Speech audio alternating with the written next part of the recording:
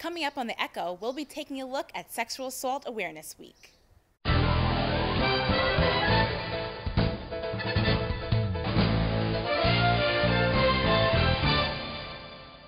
Welcome back, Loyola, to this year's final episode of The Echo. I'm Grace Goldoni. And I'm Dominick Proto. Like always on The Echo, we'll tell you everything you need to know about what's going on around campus, in Baltimore, and all over the nation. So thanks for joining us today. Loyola received a record number of applications for the class of 2016. 12,556 applications were received for undergraduate admission. This is the fourth straight year Loyola has received a record number of applications. Though the number of applications continues to increase, the class size has consistently remained at about 1,000 students. Last week was Sexual Assault Awareness Week, sponsored by the Take Back the Night Committee. There was an event each night of the week to increase awareness and take action against all forms of sexual assault and violence toward women on our campus and within our towns, cities, nation, and global community. We go to Echo reporter Joelle Hernandez for more. Hey Loyola, Joelle Hernandez here reporting for The Echo. Join me as we join Morgan Murray, the co-president of Take Back the Night, and focus on their efforts to promote Sexual Assault Awareness Week. Take Back the Night got started on Loyola's campus 4 years ago. I was a first-year student, but I did not participate in Take Back the Night. I didn't know what it was until my sophomore year. It was started by 3 students and a graduate resident coordinator here on campus. I think all of our events were successful this week. The most successful, Take Back the Night, is our largest event. It got a great crowd, great response. The open mic portion was well received. People came up and spoke. It was very moving and courageous for people to share. I also think our t-shirt campaign was very successful. About 400 students signed up to receive free 100% organic cotton fair trade t-shirts that read every 2 minutes. And every 2 minutes, someone in the United States is sexually assaulted, and that includes men, women, and children.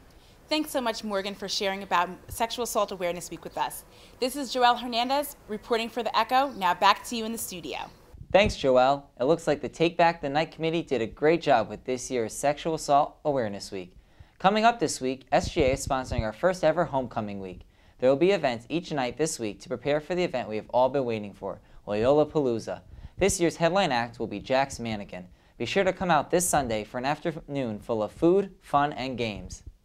All members of the Loyola community are invited to join in honoring Jack Dennis, Director of Campus Ministry, at the 6 p.m. Mass this Sunday.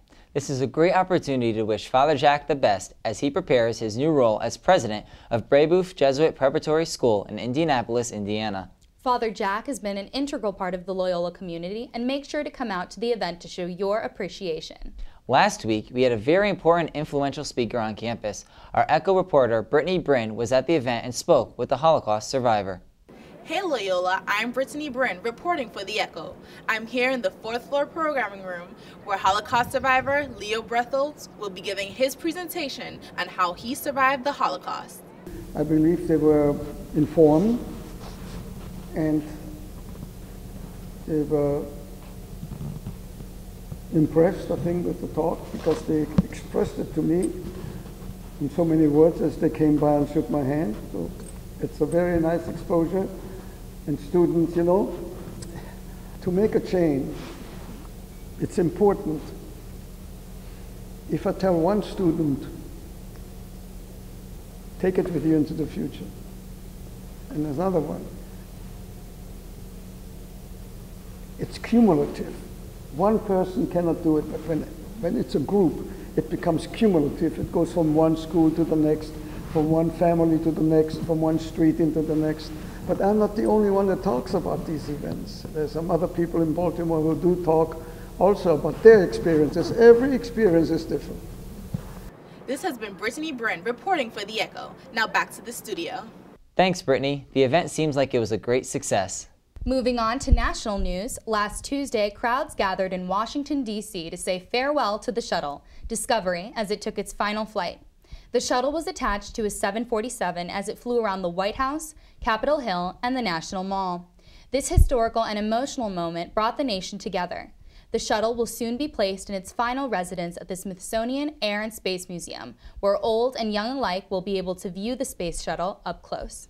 Just last week marked the 100th anniversary of the sinking of the RMS Titanic. Over 1,500 souls were lost on April 15, 1912. While it has been over a century since this magnificent ship sunk to the bottom of the Atlantic, our fascination with the maiden voyage has yet to fade.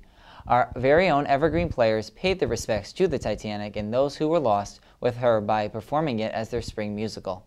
The Evergreen players performed 3 shows throughout the weekend. The turnout was a great success, and we look forward to next year's productions.